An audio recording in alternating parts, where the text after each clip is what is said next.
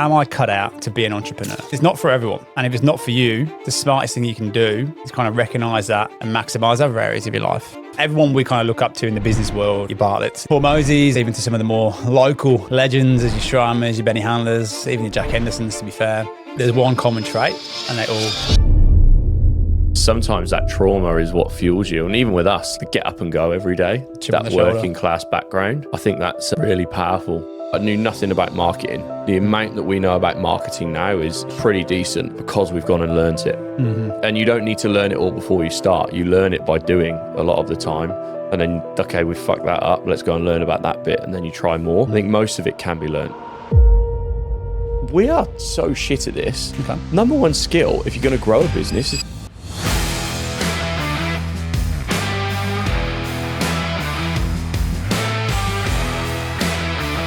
welcome back to yet another episode of the Two Blokes, One Business podcast with Harv and Powley. I reckon you change the order of the names every week.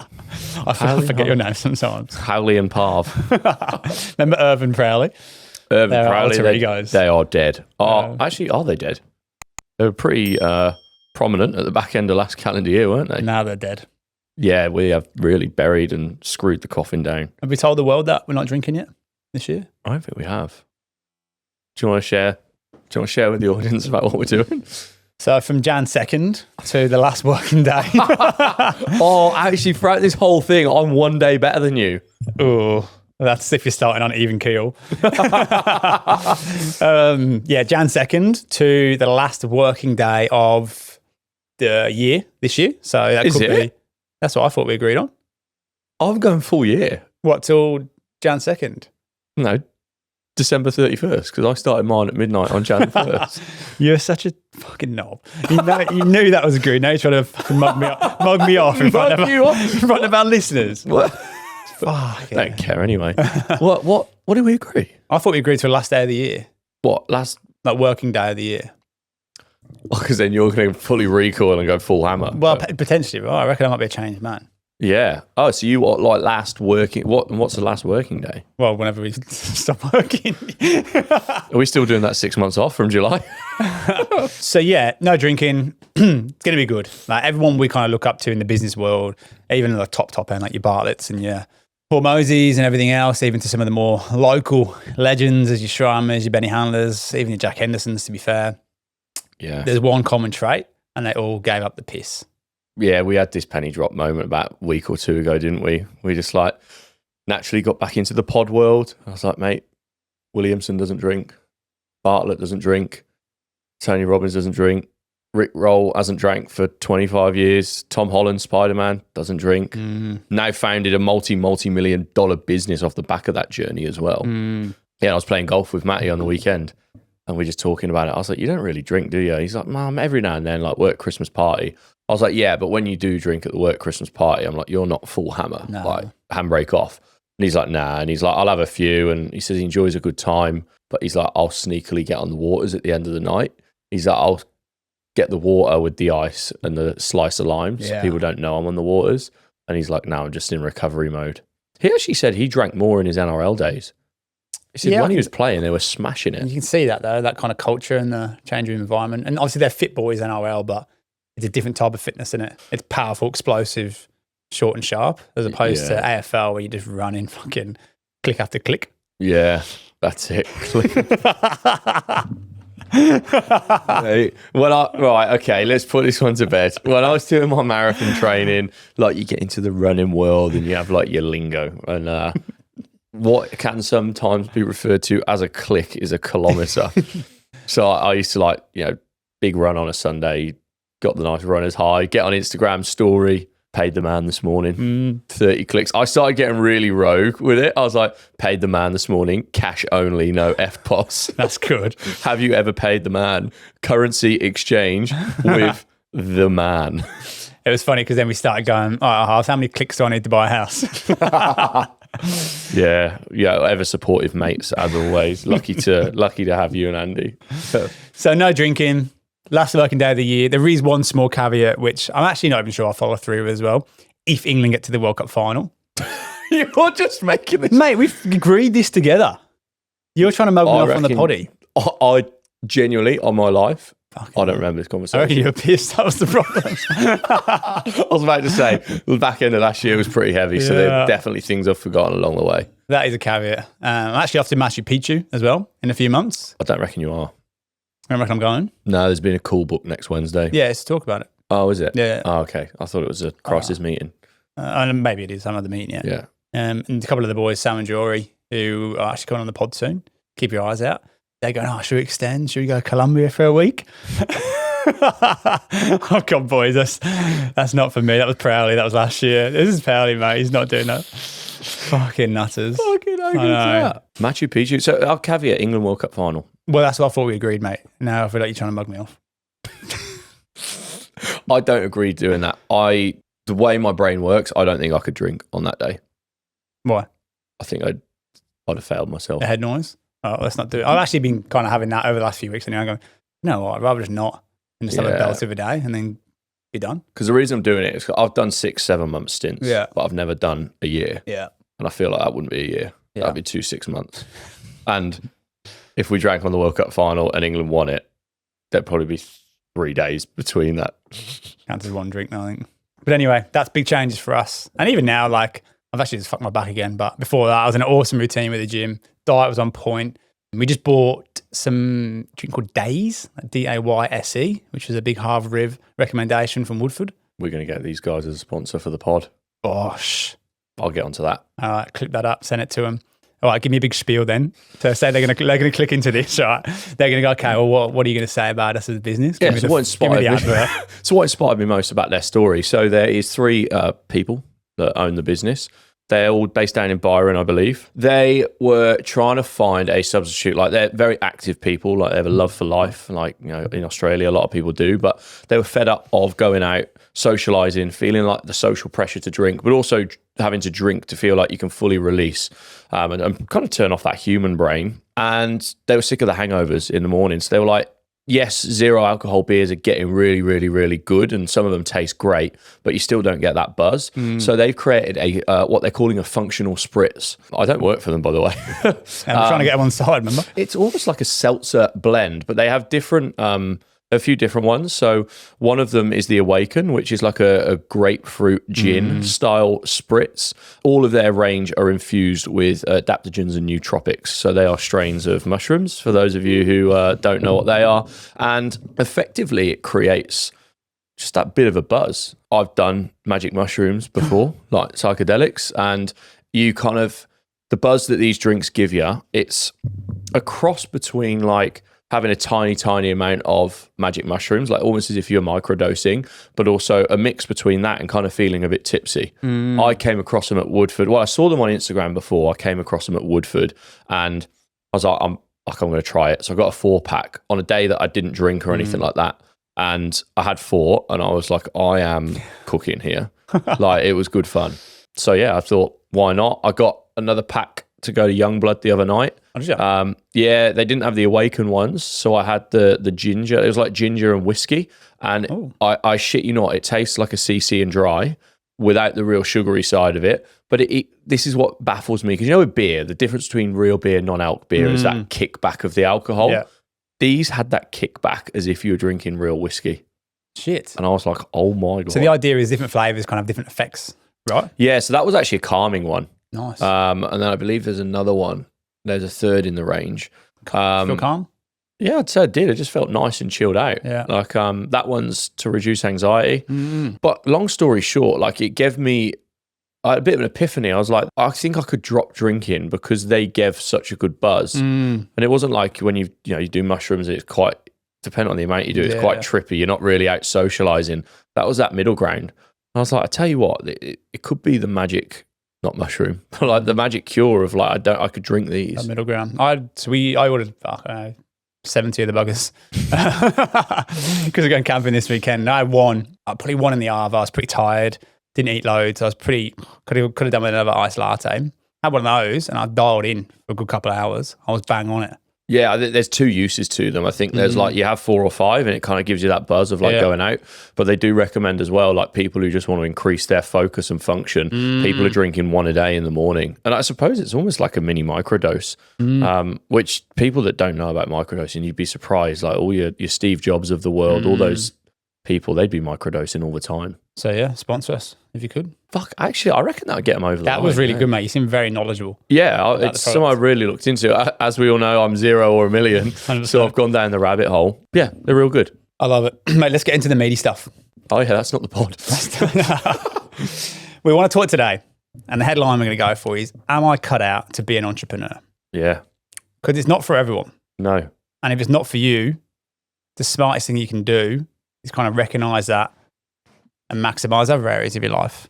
You know, whether that's the fulfillment or the money, whatever it is. Yeah, I think this episode will help a few people. I think it will help some people deselect where they go, entrepreneurship sounds horrible, it's not for me. And they'll save themselves a bit of pain and money and time. But I also think it will surprise some people who maybe have this limiting belief that they couldn't do business or it's not for them. And they'll actually listen to some of these things here and think, I've got a lot of these traits and maybe I can go and achieve more, but I am destined for a little bit more. And the idea to this pod episode actually came when my mum was here just before Chrissy. And our business, kind of pre-frame this, our business is very different now to the first kind of year or 18 months. Like we're in a real, not tough spot, like we're in a real pinch point where... Sticky middle, I think. Yeah, the sticky middle where me and Ads, we've got a large business and there's a lot of overheads, but we're still the key people risk within the business, which we've discussed on a previous episode. So at the moment, we're doing absolutely everything. And at the start, you're not doing everything because you don't need the big infrastructure around you. You just deliver. And in 6 to 12 months, we won't be doing everything because then we'll build that structure beneath us. So my mum has seen us probably in the most challenging time we've had in business. And especially back in the last year. Yeah. We were fucked. Yeah, exactly. And I've kind of felt a bit bad for it because I was like, fuck, she's not seeing me at my best here. But she gets the longer game. But she just said to me one day in the car, Harv, I don't know how the fuck you do what you do. Like you and Paoli are a different breed. It makes her feel physically sick having to do that. And again, this people, like my mum's not cut out for entrepreneurship. She's always been a homebody and that's her superpower. She's a head of theatre and she's awesome at her job. But that's her calling. The kind of risk element and things like that, because she was a single parent where she needed that security and that salary for us. She's lived a very different life, but she just went, mate, I don't know how you and Paoli deal with it. So I thought it'd be cool to unpack. And I think because this whole episode is not persuading people to do it, but definitely showing what it could be for you or for them if they do make the leap. How do people actually know if they should be doing it? Because there's two sides. There's fear, right? There's fear in terms of shit, it's limiting beliefs. I'm scared, what if it doesn't work out? It's a huge risk, it's a huge investment, which it is. But anyone you speak to around you is going to give you a bit of a shake and say, yeah, do it anyway, which hopefully is the right advice. And the people who gave us a shake early doors, it was. But what about if you're not the right person and you're having those moments of fear?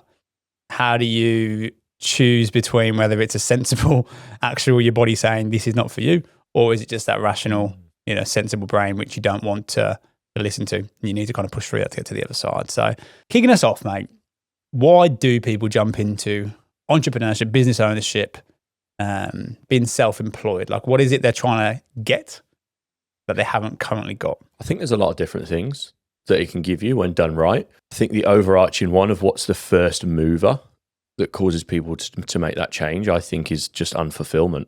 I think not loving your current career or job, or I know with us, we always used to say we'll be a millionaire one day. Like it was just that constant internal burning desire of, I just know there's something more. I know there's going to be something out there. And we were entrepreneurial from a young age, like just finding a way to win, like selling sweets at school, things like that. I think at a very early level that I'm unfulfilled in my job. And when I look 10 years down the line, 10 years ahead of me in my career, it's horrible. I don't want to be that. That's where people are going to move away from pain. But then probably for us, that gut feel of knowing it's something bigger is out there, or we're destined for more, is then probably the move into pleasure side of it. And I think we followed our nose a little bit there. I didn't hate my career. I was pretty cruisy. I was making, I think the last year I did like 220, right? And the role I was in, I kind of got left alone. I had clients, I had some support.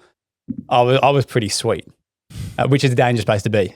Yeah. I was in that comfortable spot where unless I had a trigger, which the trigger was due eventually, to go, hey, now let's go and do this, I probably would still be there doing 220, 240, 260, and hoping that the market stays good and all the other stuff that goes around with it. But also knowing that at any point, my boss could have gone, okay, well, now you're making good money. We're going to chop your desk in half and try and grow it. Or now you've got to go manage people, which I didn't want to do. So you're at someone else's kind of mercy. But yeah, I don't think you have to hate your career. I think you've just got to probably be given an opportunity or seek out an opportunity to go and dip your toe in. And as soon as we did, as soon as that mental switch went, okay, we know we're going to do this, let's start planning, which took 3 months, 4 months before we launched Harwell. Then to look back at staying was like fucking no chance. Like if I've seen and tasted this life where I'm my own boss, the money you make is all yours, all the other things that go with it, that was really apparent that it was the right decision. I remember that conversation where you were performing really, really well in the Hayes office. And they're like, yeah, so now you're at this level, like we're going to look at like splitting your desk out. I'm like, so at a very basic level, you're doing really well. Now we're going to cut that in half. Which, from their point of view, key person risk. Yeah, business decision. 100%. So that's where, because when I walk out the door and go and take all my clients, which is kind of what happened, they're in the hole. Yeah. So there is one thing that perhaps a reason why people would get into entrepreneurship is that's freedom and ownership of those decisions. Like when you're working for a business, one or two people making a decision can very much change the trajectory of your life. You'd have learned a lot in that first year when they split your desk. Hypothetically, you'd have taken a massive pay cut to then build it back up. But one thing you spoke about before, the region beta paradox, is what you're referring to, where you liked your career.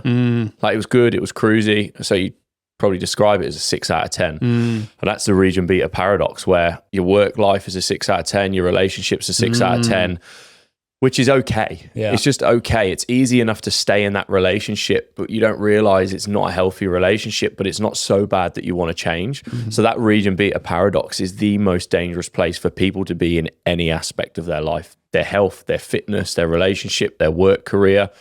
The flip side of it is when the relationships are 2 out of 10, although it's horrible to be exposed to and it's really difficult, because it's so bad, it's actually healthier for you in the long run because you're forced to change.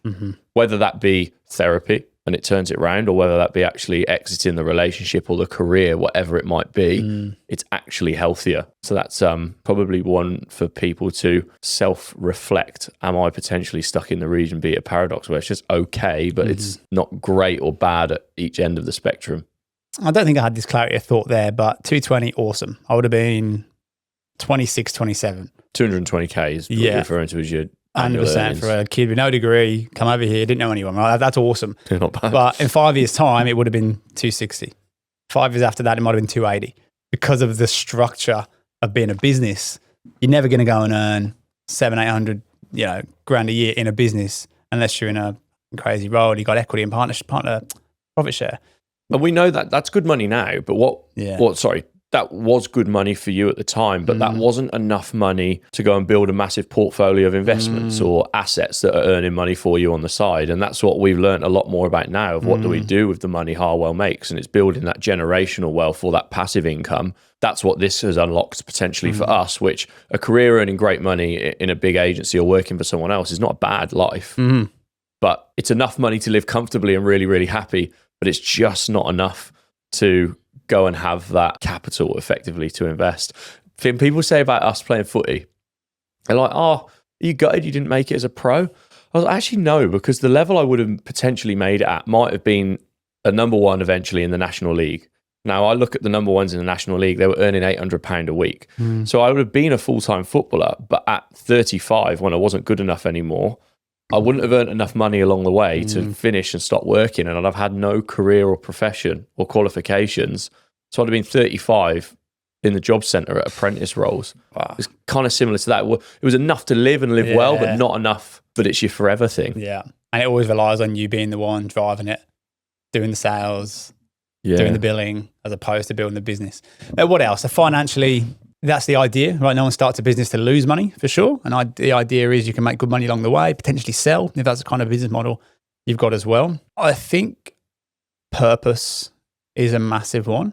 I think just having your name on the door unlocks a different energy source in why you go to work and why you do what you do and the standards you drive as well. What other reasons might someone choose to do entrepreneurship? I'm trying to think outside the box here. On the purpose one, how does it change that for you from your experience? Because my purpose could potentially be very different for yours, and I'm happy to share mine in a minute. Mine's pride and ego, a big one. Now, this is mine, my baby. Whatever someone says about Harbour is a direct reflection of me and you, essentially. Whereas at Hayes, if someone said, oh, Adam, you're not very good at your job, it's more Adam at Hayes, you're not very, do you know what I mean? Like there was something to hide behind, right? There was a big brand, and if things didn't go my way, there was fingers to point because I wasn't in control of doing everything the way I wanted to do things, whereas now I am. But there's nowhere to hide in terms of, the client experience, candidate experience, the money we make, the money we don't, the team morale, the culture, the people we hire, everything's on us. So I think that actually kicks me on more so, as opposed to kind of scares me that I would really froth that pressure and responsibility. This is a cool thing about business, because we're co-owners of the exact same business that is working towards the same one goal, but your purpose, and I absolutely care about what people perceive of us, but my core purpose is probably now my kids and Brit. So it's that providing for the family, and going and doing this, I know will provide us such a better life in the future. And it's what drives me every single day. Like that's my get up and go out of bed every single day. So well, I think that would be the case still, even if you're at, let's say, Hayes. I mean, you'd still be driven to do really well to make good commissions for them. Definitely.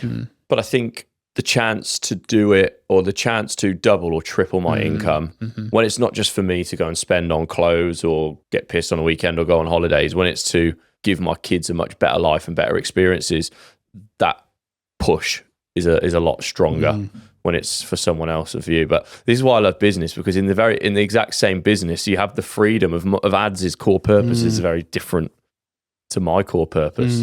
My mum, my sister, providing for them. But again, that was the same before. Yeah. You know, what else could there be? Flexibility is a big one. Like typically if you're working for someone else, they're going to want to know where you are, what you're doing, and the certain things you got to achieve. There's obviously certain workplaces which are super flexible, which is great. But for the most part, being able to go to, Blake's sports day when she's at school and not have to take annual leave or, be, instructed that you must work and miss things like that. That's a massive one as well. Yeah. Chris Cochran did a cool video of this on Insta the other day, obviously effectively selling and trying to get leads for their business. And it was the three reasons you should leave your 9 till 5. And the middle one was, you are fed up of having to ask, can I pick my kid up from school, or can I go to a doctor's appointment? And when you get so deep into business and entrepreneurship, probably at the point we are now, you forget about those things. 100%. But then if you dropped us right back into that old office where you even had to ask, can I leave 10 minutes early to go to a doctor's appointment? We'd probably feel sick. Like we'd be like, what on earth? But you just forget about it along the way. Any others, mate? So we've got financial, we've got kind of purpose, freedom. I'd love us to dig into because we know like the benefits of it. I'd love us to dig into the traits.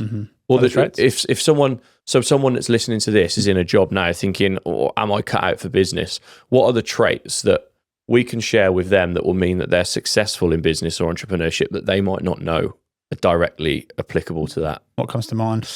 Very surface level, going above and beyond. We'll talk about job, career and craft. A job is when you turn up at 8, you leave at 4, you don't give a fuck. If it's your career or even your craft, you absolutely obsess about it. And it's not, you don't really look at the hours you have to be at work. You're there to get the job done and perform well. If you're going above and beyond that and your driver is actually given an elite service or achieving X outcome, then it's probably a bit more related or a bit more closer to entrepreneurship and a career or craft rather than, oh, this is just my pay packet. I come here from 8 till 4. I perform okay. I get left alone. That would be a big difference for me, or a trait. I think avoiding conflict. If you're somebody who actively avoids conflict, I don't think you can run a business. I think there's so many tough conversations you need to have all the time, which are for the betterment of certainly yourself and your own business, but also sometimes for the other person, whether it's a team member or supply or someone you're working with. I think someone who's happy to have robust conversations doesn't love them, because no one really does unless you're a bit of a sociopath, but understand it's for the betterment of everyone involved. I think that's an important one. They get easier over time though. I still don't love having them now, but it's different conversations. Now the difficult conversation I have to have is with a staff member, hi, you're not performing because of X, Y, Z. Here's what we need to do to fix it. That's a tough conversation for me now. An easy one now that used to be a really tough one is just chasing your own invoices. Yeah, 100%. Especially if you're in a sales role in a big company, you'll relate to this where you make the sale, you process it in the system, someone else sends the invoice, someone else chases the money, you get your comms and off you go. Oh, good. And that used to happen to us. Now, it's everything. We have to process the invoice, make sure it goes out, approve it. But then when it's overdue, you have to start chasing it. Mm-hmm. And there's people ads is speaking with at the moment where it's like, hey, mate, you haven't paid us a decent amount of money. Like, what are we going to do? Fucking hell. Bane of my life. I recruit in construction, right? So it's so bad for it, even with Andy's side of the world as well. But that's another podcast. I think key traits, people who are happy living in chaos a little bit and uncertainty, which is a weird skill to have because I think it comes from potentially not a traumatic childhood, but certainly not, I'm picturing this white picket fence with a perfect mum, perfect dad, perfect knocking everything else around you.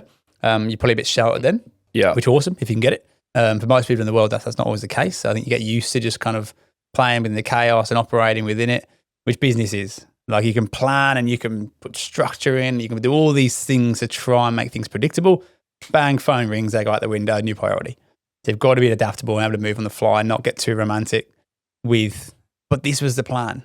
Great, that was the plan, now the new information on the table, not the plan anymore. The trauma is an interesting point because you said not necessarily trauma. A lot of the big businesses or incredible entrepreneurs, the businesses came from trauma.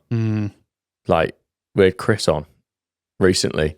He's got a really successful breathwork business now where they facilitate and teach other people to be breathwork teachers. That came from checking himself into hospital twice because he was having suicidal thoughts. So sometimes that trauma is what fuels you. And even with us, like not necessarily trauma being the idea for the business, but the get up and go every day, that working class background. I think that's really powerful. When you talk about the chaos, why do you think, I'm just trying to think like on another level, yes, the schedule of a business changing from day to day, but even the chaos of there's going to be 2 or 3 months of misery at the start. I say misery is in like, I'm going to have the stress of I have not got a salary coming through the door. I've got to go and make money, pay myself, but probably keep a little bit in the business to keep paying subscriptions and things like that. I think that's where if you've had a bit of a chaotic or crazy upbringing, it's easier to deal with that. Probably goes back to backing yourself as well. If you've had that white picket fence growing up and everything's been provided for you and you never really need to rely on yourself because you've had such awesome family and support around you, do you know that when the shit hits the fan and your back's against the wall, you've got the minerals to dig yourself out? Like I know we do, 100%. We do it a million times. So that doesn't worry me. I know that if everything went tits up and at Harwell, we would start in Palhar Consulting, and we go and we do it all again, right? Particularly from what we've learned since starting the journey as well. So that self-belief and just that agreement with yourself that, yes, I love support, I love people helping, and it's so important. But when the penny drops, I know I've got me and I know we'll be all right. That's been the most freeing part of this for me, is that we are literally the maker of our own destiny. Like everything is in our hands. I said to you the other day, if all of this came crashing down one day or we decided we're actually out, we don't want to do this anymore, I'd go and buy you and cut lawns. Yeah. I told Mads that actually. And she was going, fuck, you'd be the best lawnmower on the coast. Cheers, Mads. But like, I've been trying to get a guy to fix my pool recently and we finally found one. But for 3 or 4 weeks, we'd speak to someone, we'll be there in 24 hours, didn't turn up. The normal guy didn't turn up. Speak to Jess, hey, can you recommend me your pool guy? No, didn't turn up. So entrepreneurship in that space right now is really fucking easy. Learn how to fix swimming pools and turn up to your appointments.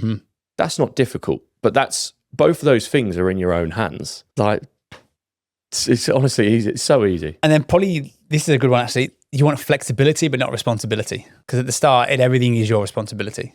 The ownership of everything that goes right or wrong is on you until you can hopefully get to where we want to be in a year when you've got people to delegate to and you can hand that off. But then even them delivering the outcomes they're meant to is your responsibility. Just have you set them up right? Have they given the right structure? They've got the right processes? Are they the right people? There's no off switch. There's no off switch. You'd be lying if it is. There is a life you can create where you've got a structure and a business that works for you, and you might be able to do 30 hours a week. You know, you can go on golf trips or whatever it might be, but there's still no off switch. You're still always thinking about the business. The people who get that, I'm thinking of Shramas now, I'm thinking of Benny Handlers of the world, they're 8, 9, 10 years in. So if that's the life you want, 100% it's possible. Just know that you've got 8 years of graft before you get there. It's a long-term game. Yep. And there's no off switch, but that's not a bad thing, because a lot of people go into business because they love business, and the mission that your business is trying to achieve is stronger than the fact that you never switch off from it. Like, it's a core passion, or it's aligned with your core values. So you're actually thinking about the business. And I've said this to Britt so many times. I don't go to work because I want to be away from the family. I go to work because I enjoy it. Like, this business is almost like a game to me at times. Like, I feel like with kids running around in the playground, it's fucking fun. So I want to be there. I think the game's a really good analogy, right? Because you complete level 1 and then you open the door to level 2 and you go, fucking here we go again, strap in. And then you go work through that. Level 3, wow, the world just gets bigger and bigger. And then you just, that excitement builds of, fuck, we didn't even know this was out there. Let's go and get it. It's a game of poker. Okay. As you move through the game of poker, you get more money, you get more chips, but the bets you place are a higher value. That's good. Like, even with new staff, you have this new staff member that you're interviewing effectively as your hand, and you go, cool, there's enough. They're showing enough here that I back them in. I've got 2 pairs. Like, I'm happy to bet this money on this return, and you do it. And then you got more staff, and then you've got, you know, you're 80% of the pot on the table, but to wipe out the rest of the table, you've got to bet bigger and harder than you ever have before. And the higher those bets get, when you get it wrong, it comes crashing down a lot quicker. So I said it's like a game of poker. Hey guys, thanks for tuning in to another episode of the Two Blokes, One Business podcast. Now, apart from being world-class podcasters, we also run a recruitment agency called Harwell. If you're keen to learn a little bit more about what we do, then head over to our Instagram at Harwell Group and check us out. Back to the app. Do you want a quote? Oh, fucking hell. Entrepreneurship is not an art or a science. It is a practice. Talk me through that. That was Peter Drucker. So it's basically saying... Not to be confused with Peter. I think what he's trying to say there is you can't just blunt force your way into entrepreneurship. You can't just follow the step by step and you get the magic pill at the end of it, right? But it's not an art either. You can't just come in with flair and a bit of pizzazz and be on and be off. I think it's a bit of both. You've got to practice your craft. You've got to be obsessed with it. You've got to learn, get better. You've got to be all in. Actually, can I tell a quick story? This comes to my mind. Yeah, this is what this is my podcast, isn't it? And this is about the universe, right? I was in a hot tub with Mads the other night. Don't. She's going back to school this week, obviously when we're recording it. And she feels okay about it. It's all good. Part-time, 2 days a week contract, awesome. Solly probably not boomed as much as she wanted to. But self-admittedly, she's got stuck in that little curse of, I'm having fear and doubt, so then I'm not going to do anything because the fear and doubt's taken over my kind of urgency and my belief to go and act. But then because I'm not doing anything, nothing's happening, which is then reinforcing the fear and the doubt. It's a bit of a cycle, which everyone will go through that. And it's kind of nice being a couple of years ahead of her and be able to recognize that for what it is. So we set a bit of a 30-day challenge, post a piece of content every day. Jumped on Notion AI, ChatGPT, got a calendar, different pillars, everything else. Awesome. And just said, hey, let's give it everything.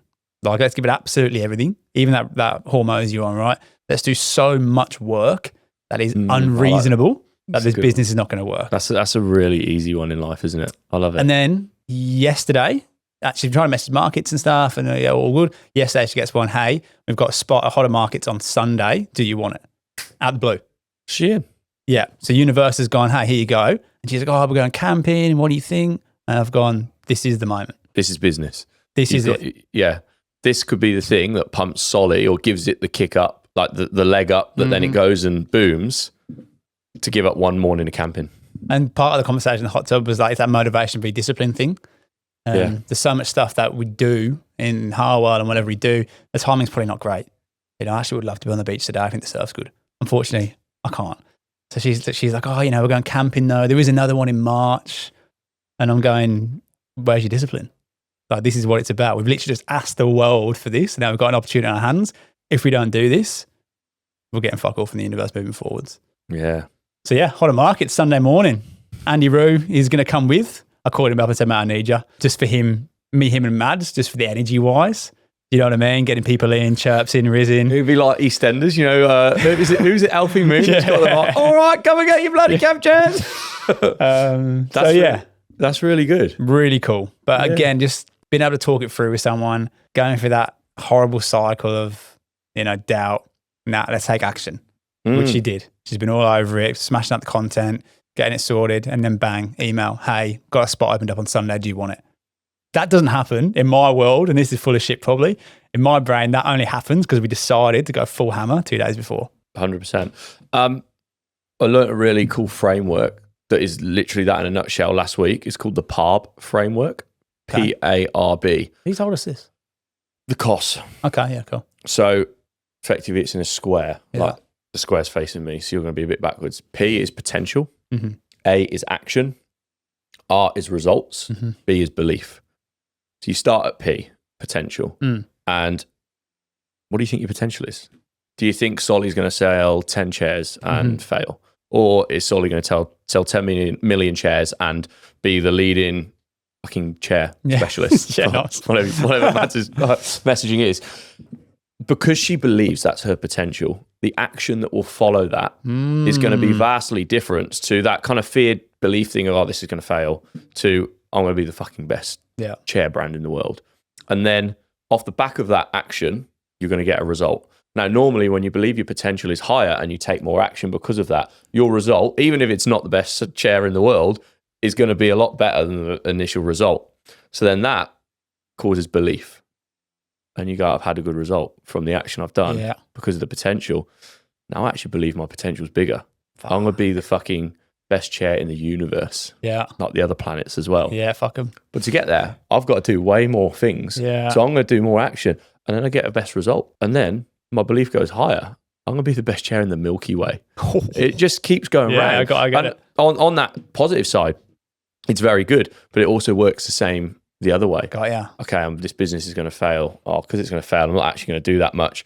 Oh, we're not selling anything because I'm not doing that much. So now I actually do believe it's going to fail. So the potential becomes even lower. Should I even shut the business? Okay, now I'm going to do that. That's fucking class. And that is in every area of life. That's not just business. I'm going to be the most jack shredded cunt come December you've ever met in your life. Yeah. I'm going to go to the gym every single day to be that. Oh, I'm getting abs. So now the belief I'm going to be even more jacked. And it's just... That's actually so good from Cost Dog. Yeah. That's so good. And to be honest, that reminds me of us, like early days. My favourite thing at the moment is delusionally optimistic. Yeah, right? And even with Mads, going back to the Solly thing, she's like, oh yeah, we'll be able to fit like 10 chairs in the car. And I'm going, babe, we're bringing 100. We're fucking selling 100 chairs here. Yeah. And she's like, oh, no way. I'm like, babe, we're fucking selling 100. And who's on the phone when you sell the 100? Go, mate, we need to get some more. We need to get some more boho florals around here. Let's get them going. Like, I'm just like, no, 100% of course we are. And whether it's right or wrong, we might sell 10, right? But my potential, even for her business, is we're up there. Yeah. So what that means is we've got to speak to so many people. We're going to get a little leaderboard, me, Mads and Andy, who sells the most, like on the whiteboard out front. So when I'm rizzing people, I can say, look, I'm 2 behind here. That is good. No one sells like that at home in the arts. It's like the energy. People. Yeah. Tunes on. Like, I'm keen as mustard. Wear your Oasis top. That's a shout. Bucket hat too. Yeah. Just put Oasis tunes on. Yeah. But no, I love that part. I think that's probably the biggest takeaway I've ever had on the podcast. That's gold. Yeah. Everyone listening to this right now, whatever they're listening for, is it to start a business? Is it to go and move to a new country? Is it whatever else? The potential that you see is possible will dictate the action that you take to make it happen. Fucking well done, mate. Thanks. Cut the bit out where I said that was cost up. He's a weapon, that fella. What else, mate? Traits that I should be going down the journey of entrepreneurship. Here's a good one. You work for someone, but you treat it more than just a job, and not in terms of like the commitment and effort. But I know when I was, this is good. When I was in my chicken grilling career at Nando's, if you've ever heard about the guy that could do 2 grills at once, don't change any letters. 2 girls, 1 business. Oh God. No.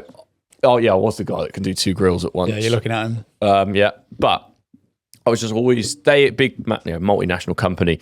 You can say that name, mate. No, I said Nando's. Oh, sure. I was saying they were a big multinational company. I thought you meant incognito. I don't think that list. Rhymes with Twandos. They cook chicken. There's SOPs, like there's a way to, you have to do it this way, you have to do it that way. I was just always finding like quicker or better ways to do things. Like we had to clean these grills like with this just metal scouring pad and just by hand. And it took fucking ages. Like I used to be in there for 2-3 hours cleaning. And do you know what I did? I found a drill fitting that has a metal scouring pad on the end and just got an impact drill. And you get this grill out and instead of like scrubbing, being all sweaty, and it just would go fucking bang. Find a quicker way to do it. So then like the manager at that store, we're closing way quicker than other stores. Like, what's going on? People come in, no, it's clean to standard. Wages are down, labour's down, like fucking buzzing. But even though that was never going to be my end game, I was just always obsessed with finding there's a better way to do this.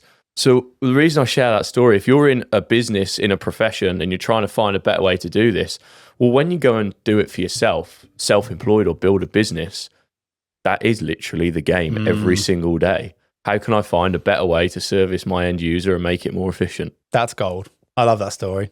The fucking drill bit. How quick were you cleaning the grill then, mate? What time did you save? I'd say we got the close down from like 2.5 hours to maybe an hour 15. I'd say we cut it in half. Jeez, that's a daily. That's 7 hours a week. Yeah. Boss. You were checking the mail or what? Yeah, I'm just thinking of it now. I'd actually got paid less. You would. But it's like, you would have as well. Great or good. No, it's like 11 o'clock at night and you're like, do you want to get out here at midnight or 2 a.m.? Yeah, bang on. A good word, I think you told me about this actually a while ago. Rather than entrepreneur, it's an intrapreneur, which I think is awesome because going back to the bit above about being in the chaos, no salary, right? That fear. Yeah. If for whatever reason in your life you can't go and start a business, you can still scratch that entrepreneurial itch by being an intrapreneur in another company. So for us, for example, Andy Rue, right? He runs our labour hire division. He's built that from scratch. He's going to be on a profit share. We love him. He's so integral to it. So hopefully he doesn't ever have to need to leave Harwell to start his own company. He can be an entrepreneur in Harwell. Yes, he'll have his name on the door anyway, so I guess he will be an entrepreneur, but he runs it like it's his, right? He does all the high-level decisions. His name's on the door for clients. He does the training of his team. He chooses a team. So he's got that itch scratched in a business, but where we still essentially carry the risk on top as well. And the longer that goes on, the more control he'll have. For sure. We'll always be there from a leadership, strategic point of view. Because at the moment, we're a few years ahead of him in business and naturally over time we always will be. So he'll gain more control. Over the years, we'll just step out more and more and more and he'll be calling the shots over absolutely everything other than, hey boys, we're all partners in this. We want to invest X amount into this. What are your thoughts? It's almost like, you know, people sometimes say, you want to own a business, go and buy a business. Or when you've got a business, go and buy another one because you're buying something that already works. And it's no different to if the right person was doing well in a business and thought, cool, I want to go and have skin in the game. If they loved where they were working and went and said to the founder, hey, I want to pathway through to be a GM and I want equity, but I'm going to treat this thing like it's my own every single day and supercharge it and make your life easier and make the business more money.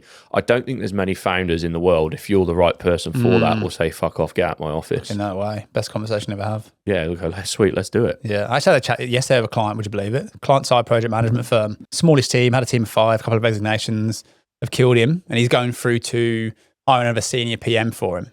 And at the end of it, you go, look, don't advertise this, but equity is definitely on the table down the track. I need an exit plan. So if I can go and get 2, 3, 4 partners in the business, they've all got skin in the game, treat it as their own because it is, and then he can then step away and do other things, that's the golden ticket. So as much as you can't promise that to people, because it's not the reason to join the company, it's definitely on the table for them at the back end, which great for the person because they get skin in the game, everything scratch the itch, but great for him because then he can trust his partners as opposed to his employees to go and run the company as well as it needs to be done. Yeah, it's that interesting thing where you can't say, hey, there's equity on the table, but there is for the right people. So it's almost rewarded by you selecting, going, I think this is the right business for me. I just want to be an awesome employee and give them absolutely everything I've got and probably show those entrepreneurial traits. So then he goes, okay, this guy's that good. I'm at risk of losing him to go and do it for himself. Hey, mate, let's discuss equity. What about skills? So we spoke about traits of if you should be an entrepreneur or if you shouldn't as well, what you don't want to do. Skills for me, sales. Yeah, that'd be the main one.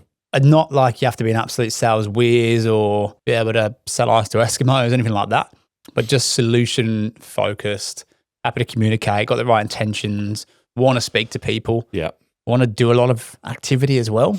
Like you could be the best salesperson in the world, but if you only want to make one phone call a week, you're not going to make many sales, as opposed to someone who can get through the volume whilst maintaining the quality and integrity. They're always going to be better off. It just comes to having a product or a service that actually solves a problem for someone, that solves a big enough problem that they'll pay you for it. But then just being able to articulate that process. It's not like the Jordan Belfort selling cars or sell me this pen. It's like, hey mate, this is our product and this is what it does, or this is our service, this is what it does. You've shared that you're suffering with X problem. Can I walk you through it? So it's not really sales. Like it is, but it's at a higher level. When you know the product and you're so passionate about it, it's easy to sell. Particularly if you've been the ICP. Yeah. Which obviously for a recruitment agent institute, that's kind of what the whole model is built around, right? It's you are the manufacturing manager. You've done it for 5 years. You've used recruiters. You've been placed by recruiters. You don't want to be a manufacturing manager anymore. But you don't want to waste all the time you've spent in the seat, all the network you've got, the skills you've learned, the quals. Great, come and recruit those people because you know exactly the pain point that you can fix for these people by offering the solution that you wish you had when you were in the role. Agree completely. And we hate it when people say they're not in sales or I can't do sales, because everyone is in sales and pretty much everyone can do sales. I think I said, if you're a parent, you sell every single day, trying to get your kid to eat dinner or go to bed. You try one way, objection. Okay, how can I try it? Can I tie this to an outcome? Look, mate, if you eat this dinner tonight, you're going to get big, strong muscles like dad, not hair like dad, obviously. But you just, okay, I'm tying it to an outcome. So you just try a different way. No, okay, I need to find another way. That's just sales. If you just do that to your prospects. Decision making, I think, is important, but I don't think there's a one size fits all. We make decisions very, very differently. Yes. We've definitely got a few wrong over the way, 100%. And I think we're still really good at learning from those. Like why, okay, next time in this situation, do we slow down a bit? Do we move a bit quicker? Do we ask a few more better questions? Do we get more kind of references or speak to people who've worked with them? What would you say is the definition of a good decision maker? Mine or being able to get to a fucking decision. We joke, you probably would make them too quickly. I'd make them too slowly. So together it works. But I am a decision maker that likes to collect and validate the data and probably work out what are the potential outcomes of this decision, like both positive and negative. And if it's got people involved, what is their point of view from their shoes? So having the knowledge to actually go and being able to do a bit of research and validate some data, but then also being quick enough and decisive enough that you don't just do that for months and months and months and months and then you never make a decision. By the time you do, it's all invalid anyway. Yeah, I think my best decisions are ones where it's low consequence, where like I'll just go bang, bang, that's done. If it's wrong, to kind of cut our losses or to fix it, it's pretty quick. It might take a little bit of time, but it's not too damaging. If there's a lot of money to be spent, I do think then it's more of a Harvey Rivers specialty, because I'll just go on gut feeling and see the upside as opposed to the downside, unless it's super obvious, obviously. It's just more prompting questions. We sit down, okay, have we considered this? No. Have we considered this? What about this? The release valve's always a good one. Yeah. Like you say, those smaller micro decisions, I still want to analyze them. That's why we'll let ads do all of those, because I'll be analyzing them all day. But you said the release valve, what's the consequence if this goes wrong? Oh, not that much. Make it. And like, I'm thinking there, okay, what meals do we want for the week? Is it pasta or teriyaki, or is it? And I'm like, I actually don't give a single shit. I'll just say, yeah, whatever someone says to me that, if it's man's or yes, I'm like, yeah. Like, do you want teriyaki? Yeah, sweet. Because I'm going, what's the macros? Because then I know if I say yes, and then I go, oh, actually a bit bored, it's teriyaki. This is the worst metaphor in the world. I'll then just change it next time.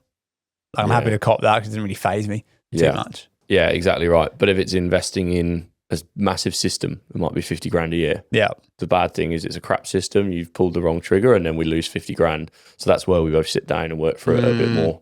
And what are some of the intangible consequences? I think is what you're really good at. Okay, great. We want to put this, let's use a new system, for example. Great. If it works, A, B, and C, what about the change management to the team? How will that affect their productivity? okay, actually they're going to lose 10% while it's up and running, which is going to cost us 100. Now, we might still go ahead, but at least we know what we're actually getting into, as opposed to saying, right, this 50 grand system is going to make us 200, let's go. That would be my thinking. It's understanding the hidden costs as well. Yeah. Because in that situation, you can prep the team as well. Hey guys, we're going to implement this new system. There's going to be a change management piece and it's going to frustrate you all and you're going to lose 10 or 20% productivity, but it's going to gain you back 50. Yeah. So can we all agree this is a great decision? We're on board and the tough shit we'll get through together. Yeah, cool. Because otherwise you lose 2 people and then you've lost way more than... Yes. You're fucked. What about cash flow and your financials? Because this is one, again, going back to Mads, particularly she stresses herself out on. Because I'm definitely not an expert. Like, you know way more than I do, but I know enough to be dangerous in a conversation. And she's like, fuck, I don't know what any of that means. Which stresses her out. It's all a learned skill, mate, that. The number one skill I think you need for business is the confidence, not the ability to sell, because that's also a learned skill, but the confidence to articulate it. I think marketing, finance, like I knew a lot about finance naturally through what I recruit, but I knew nothing about marketing. The amount that we know about marketing now is pretty decent because we've gone and learnt it. And you don't need to learn it all before you start. You learn it by doing a lot of the time. And then, okay, we fucked that up. Let's go and learn about that bit. And then you try more. I think most of it can be learnt.